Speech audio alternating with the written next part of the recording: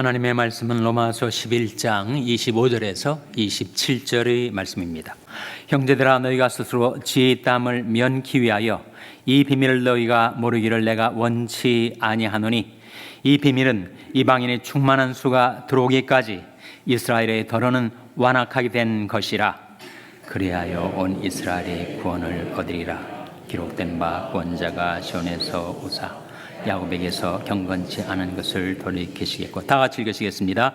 내가 저희 죄를 없이 할 때 저에게 이루어질 내 언약이 이것이람과 같으니라. 아멘. 우리가 로마서 9장, 10장, 11장 말씀을 보고 있는데, 그 말씀의 내용은 이스라엘과 이방인의 구원, 그 인간의 구원에 예정과 자유의지가 어떻게 작용하는가, 그걸 보여주고 있습니다. 로마서 9장에서는 인간의 구원은 예정에 따른 것이다 하고 말씀하고 있죠. 그런즉 원하는 자로 말미암도 아니요, 다른 박질하는 자로 말미암도 아니요, 오직 긍휼히 여기시는 하나님으로 말미암음이니라. 로마서 9장의 내용이에요. 로마서 10장에 와서는 인간의 구원은 자유의지에 따른 것이다. 유대인들이 왜 구원을 받지 못했는가?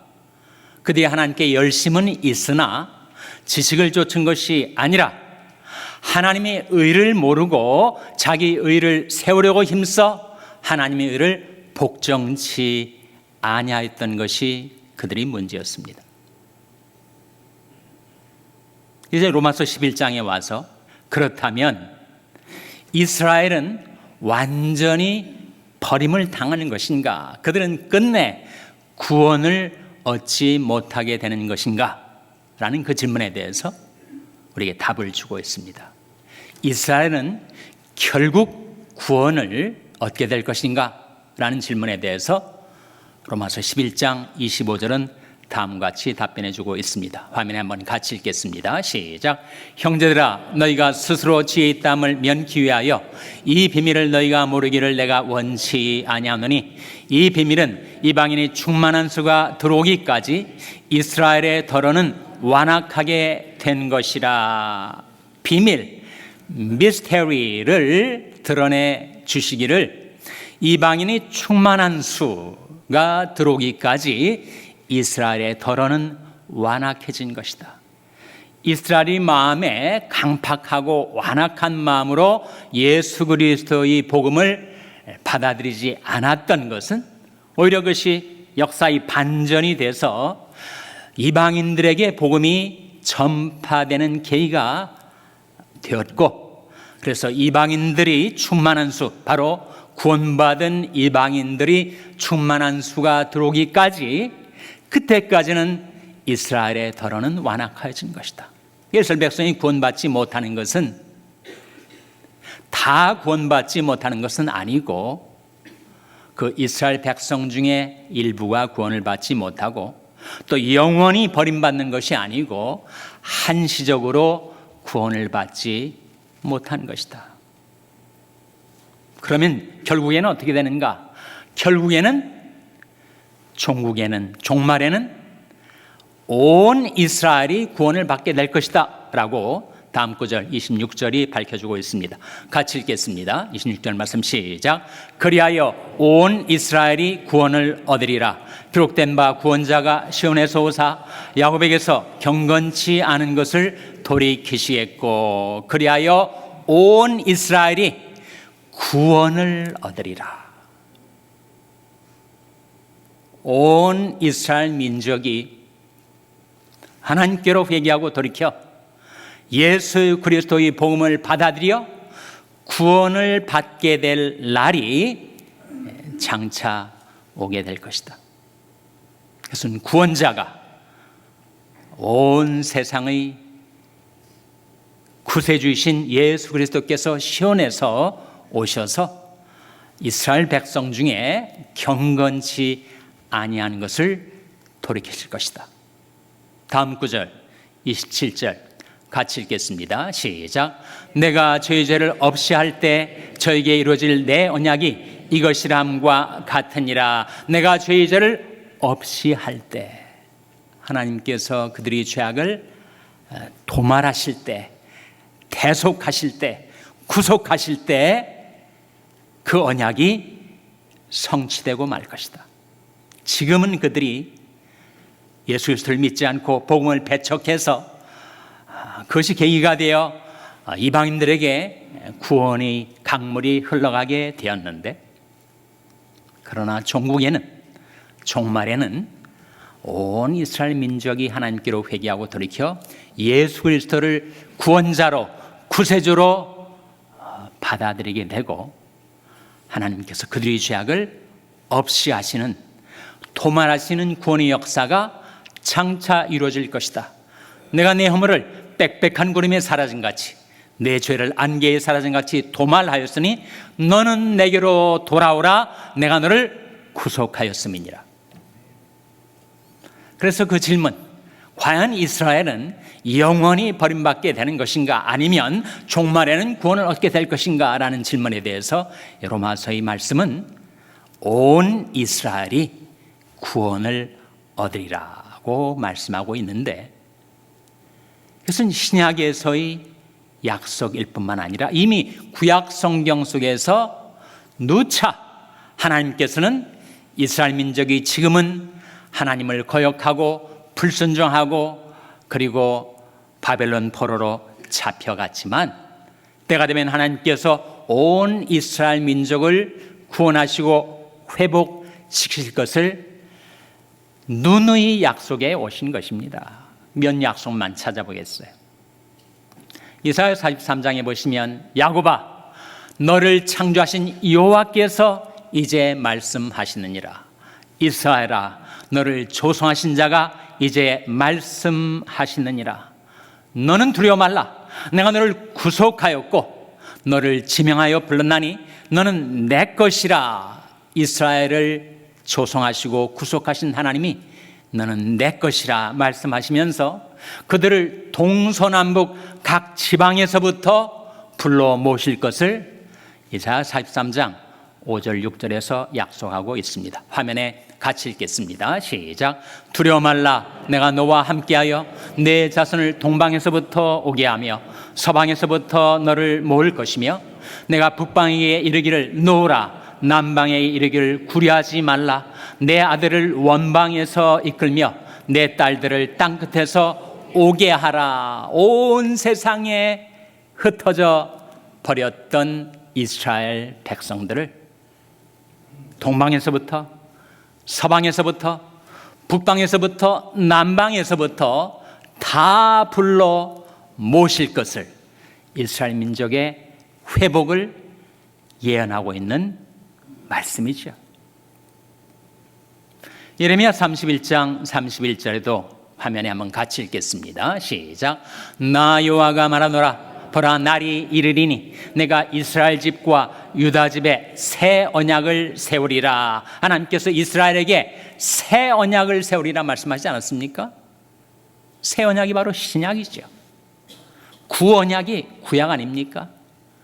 구언약은 바로 애굽에서 종살이하던 히브리 노예들을 구출해 내셔서 이스라엘을 가나안 땅으로 들이신다는 옛 언약이었습니다. 근데 그 옛 언약 말고 새 언약을 세우겠다 하시는 말씀이 이어지는 32절 33절에 나옵니다. 화면에 한번 같이 읽겠습니다. 시작. 나 여호와가 말하노라. 이 언약은 내가 그들이 열조의 손을 잡고 애굽 땅에서 인도하여던 내던 날에 세운 것과 같이 아니할 것은, 내가 그들이 남편이 되었어도 그들이 내 언약을 파였음이니라. 나 여호와가 말하노라. 그러나 그날 후에 내가 이스라엘 집에 세울 언약은 이러하니, 곧 내가 나의 법을 그들이 속에 두며 그 마음에 기록하여 나는 그들이 하나님이 되고 그들은 내 백성이 될 것이라. 이스라엘 민족의 구원과 회복에 대한 약속의 말씀 아닙니까? 이 언약과 같지 않다. 새 언약은 하나님의 법, 하나님의 말씀이 그들이 마음판에 새겨지게 될 것이다. 그건 성령이 그들에게 임하여 하나님의 말씀이 그들 속에 있게 될 것에 대한 예언의 말씀이죠. 그래서 나는 그들이 하나님이 되고 그들은 나의 백성이 되리라 라는 하나님의 언약이 이미 구약 성경에 나와 있습니다. 이스라엘 민족의 역사에 흥망성쇠, 부침과 굴곡의 역사가 있었지만 끝내는 하나님께서 그들을 구원하신다는 약속이 구약 성경과 신약 성경에 나와 있는 것입니다. 예수 그리스도께서 이 세상에 오셨을 때 이스라엘 민족이 예수 그리스도를 거부하고 배척하고 그를 십자가에 못 박아 그의 손발을 대못으로 찌르고 그의 옆구리를 찔렀으나 그들이 나중에는 그 자신이 죄악상을 깨닫고 외아들을 잃은 것처럼 장자를 잃은 것처럼 통곡하며 회개하게 될 것이다 하는 말씀이 스가랴 12장 10절에 나옵니다. 화면에 같이 읽겠습니다. 시작. 내가 다윗의 집과 예루살렘 거민에게 은총과 간구하는 심령을 부어주리니 그들이 그 찌른 바 그를 바라보고 그를 위하여 애통하기를 독자를 위하여 애통하듯 하며 그를 위하여 통곡하기를 장자를 위하여 통곡하듯 하리로다. 이 말씀 가운데 그들이 그 찌른 바 그를 바라보고 하는 말씀이 나오지 않습니까? 그 찌른 바 그를 바라보고, 이 무슨 말씀이에요? 그들이 예수 그리스도께서 이 세상에 오셨을 때 예수 그리스도를 거부하고 배척하고 그를 십자가에 못 박아 그의 몸을 사정없이 찔러대었던 그들의 죄악상을 그들이 깨닫고 영광 가운데 다시 오시는 예수 그리스도를 그들이 바라보고 우리가 어찌하여 그런 악한 죄악을 저질렀던고 하면서 마치 독자를 잃은 것처럼 장자를 잃은 것처럼 통곡하며 회개하게 될 날이 장차 이르게 될 것이다. 그것이 바로 온 이스라엘이 구원을 얻으리라 하시는 이 로마서 말씀의 구약적인 예언입니다. 예수 그리스도께서 십자가와 부활로 대속의 역사를 다 이루시고 부활 승천 하신 후에 이 지상에 남아있던 그리스도의 몸 낸 교회가 복음을 전파할 때 사도행전이 보여주듯이 계속해서 이스라엘은 사도들이 전한 복음을 거부했습니다. 그렇다고 이스라엘이 완전히 영원히 버림을 받은 것이 아니다. 그 몇 증거가 있다는 거예요. 어떤 증거가 있습니까? 여러분, 유대인들이 그렇게 복음을 배척했지만 예수님의 12 제자들이 다 유대인들 아닙니까? 예수님의 제자들 중에서도 탁월한 주님의 제자들이었던 베드로, 야고보, 요한 다 유대인들이었죠. 나중에 뒤늦게 사도로 부르심을 받았던 사울이라는 이름의 바로 사도 바울, 그 역시 유대인이었습니다.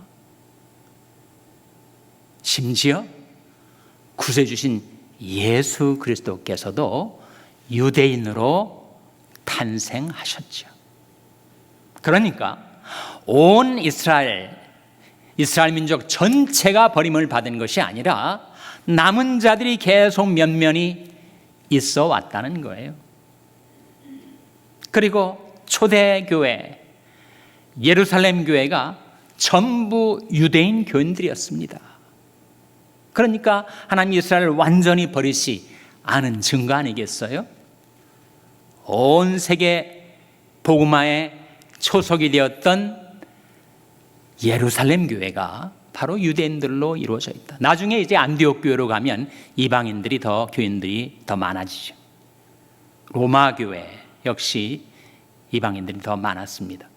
그러나 초대 예루살렘 교회는 유대인들이 완전히 버림받은 것은 아니었다는 증거로 구원받은 유대인들로 이루어진 것이 초대 예루살렘 교회였습니다. 그 이후로 역사가 흘러가면서 각 각 시대마다 소수지만 남은 자, 렘넌트는 항상 소수니까 소수이지만 구원받은 유대인들이 계속 있어 왔어요. 조지 베네딕트라는 유대인 랍비가 있었습니다. 20세기를 살았던 유대인 랍비였어요. 그가 자기 자서전을 책으로 출간했는데 그 책의 제목이 Christ Finds a Rabbi, 그리스도가 한 랍비를 만나다, 그런 책이에요. 그 책 속에 참 희귀한 사건인데 제가 우연히 그것을 발견하고 가슴이 설렐 정도였습니다. 이 조지 베네딕트가 1919년에 필라델피아의 한 문구점에서 자기가 문구를 사려고 들어갔는데 거기에 두 청년이 서서 눈물을 흘리고 있는 거예요. 자기가 보니까 중국 사람 같은데 알고 보니까 한국인이었어요.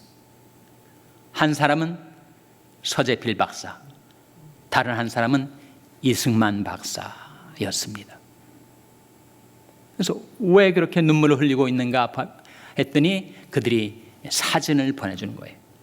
그것이 1919년 3월 마지막 주에 있었던 일인데 바로 1919년 3월 1일 날 3.1 운동이 일어나지 않았습니까? 일제가 무자비하게 총칼로 한국 백성들을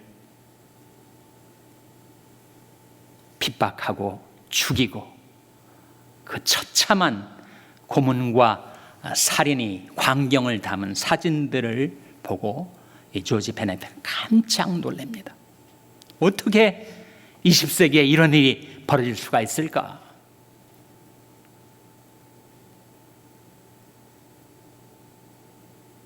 이걸 왜 미국에 조야에 알리지 않느냐고 조지 베네딕트가 물었더니 서재필 그리고 이승만 두 청년이 대답하기를 우리는 그것을 매스컴에 알릴 수 있는 재원이 없다고, 그리고 우리가 그것을 알리려고 해도 일제가 그 홍보국을 통해서 엄청나게 역선전을 하기 때문에 우리가 당하는 이 고통과 피해를 알릴 길이 없다고.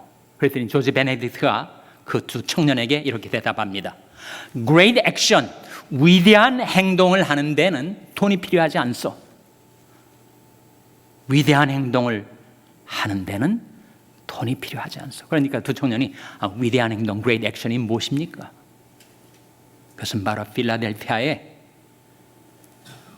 대한 독립을 위한 행진을 하고, 그리고 인디펜던스 홀, 초대 미국의 대통령이었던 조지 워싱턴 대통령이 앉았던 그 자리에 당신 이승만이 그 자리에 앉는 것이요.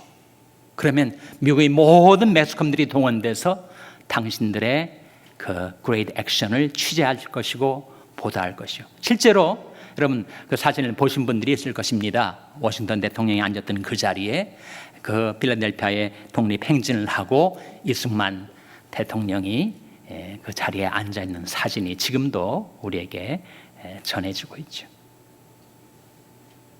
그러니까 서재필 박사와 이승만 박사를 통해서 미국 조야를 뒤흔들었던 그 이후에 외교적인 대한 독립 운동이 미국에 일어나게 되었던 그 촉발의 계기가 이 조지 베네딕트라는 유대인 랍비가 왜 돈이 없다고 그레이트 액션을 못합니까?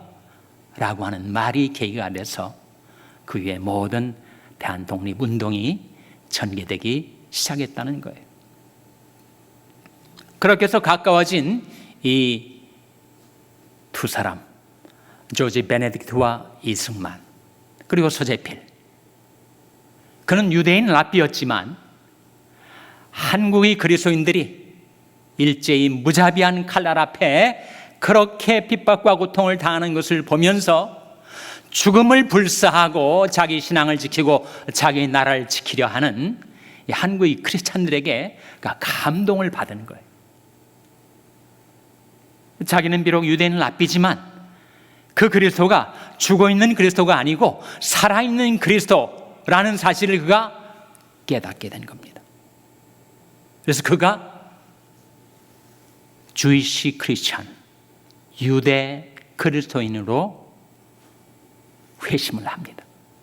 물론 그 과정에서 자기를 따랐던 유대인들, 그리고 여전히 그리스도를 거부했던 다른 유대 교인들한테 많은 따돌림을 받고 고통을 그가 겪었지만, 그가 갖게 된 확신, 그리스도는 죽은 그리스도가 아니라 살아계신 그리스도, 그 증거가 지금 한국 그리스도인들 사이에서 일어나는 순교를 불사한 나라와 신앙을 위한 그들의 살아 움직이는 신앙의 역동성, 그걸 보고 그가 예수 그리스도를 믿은 거예요.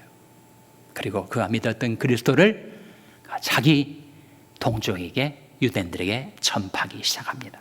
많은 핍박을 받았지만 굽히지 않고 굴하지 않고 계속해서 그리스도를 전파한, 자기 자신이 어떻게 유대인 랍비에서 그리스도를 만난 주이시 크리스찬이 되었는가에 대한 기록이 바로 그 자선전 속에 나타나고 있습니다. 오늘날도 21세기 지금도 이스라엘 민족의 복음화를 위해서 헌신적인 노력을 하는 소위 The Messianic Jews들이 있습니다. 메시아를 믿는 유대인들을 말하죠. 또 그들이 한 단체 조직을 구성해서 The Jews for Jesus, 예수를 위한 유대인들이라는 단체를 통해서 그들이 복음을 전파하고 있어요. 아직은 소수입니다. 그러나 그들이 성경의 약속을 바라보고 그리하여 온 이스라엘이 구원을 얻으리라 라는 그 비전을 향해서 살아가고 있습니다.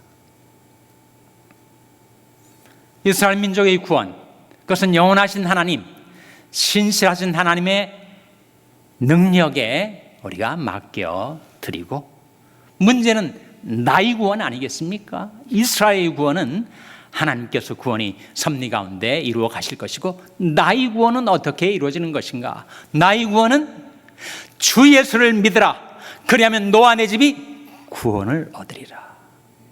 내게 은총으로 준 자유의지를 예수를 믿기로 결정하는 데 쓰는 거죠. 그럼 어떻게 된다고요? 그런즉 믿음은 들음에서 나며 들음은 그리스도의 말씀으로 말미암았느니라. 그 믿음이 내게로 오는 것이요, 믿음이 선물로 주어지는 것입니다. 그래서 믿음이 두 차원, 믿음은 내가 자유의지를 발동해서 예수를 믿기로 결정하면 그 믿음이 결정 이후에 믿음이 선물로 우리에게 주어지는 것입니다. 그 믿음이 두 차원을 보여주는 말씀이 로마서 1장 17절이에요. 화면에 한번 같이 읽겠습니다. 시작. 복음에는 하나님의 의가 나타나서 믿음으로 믿음에 이르게 하나니 기록된 바 오직 의인은 믿음으로 말미암아 살리라 함과 같으니라. 이 말씀 가운데 복음에는 하나님의 의가 나타나서 믿음으로 믿음에 이르게 하나니, 이게 무슨 말씀이에요? 믿음으로 믿음에 이르게 하나니 무슨 뜻입니까? 첫 번째 믿음은 결정으로서의 믿음입니다. 두 번째 믿음은 선물로서의 믿음이에요. 내가 언제까지나 모든 걸 다 안 후에 예수를 믿기로 결정할지 믿지 않기로 결정할지 그때가 봐야 알겠다. 그 믿음의 결정을 유보하면 유보하는 만큼 우리는 믿음의 선물을 받질 못해요. 결국은 가부간에 믿음의 결정을 내리지 못한 채 생을 마치게 될 사람들이 많이 있을 것입니다. 그러나 내가 이제는 믿기로 주 예수를 믿으라. 그러면 너와 내 집이 구원을 얻으리라 하는 하나님의 말씀을 듣고 예수를 믿기로 결정을 하면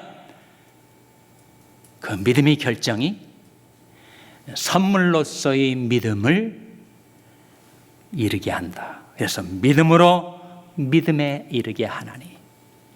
그렇게 예수를 믿기로 결정했더니 정말 내 삶 속에서 기도응답도 받고 하나님의 인도하심도 경험하고 그 내 삶의 경험을 통해서 정말 내 믿음이 성장하고 깊어지고 성숙해지게 되는 것이 따라오게 된다.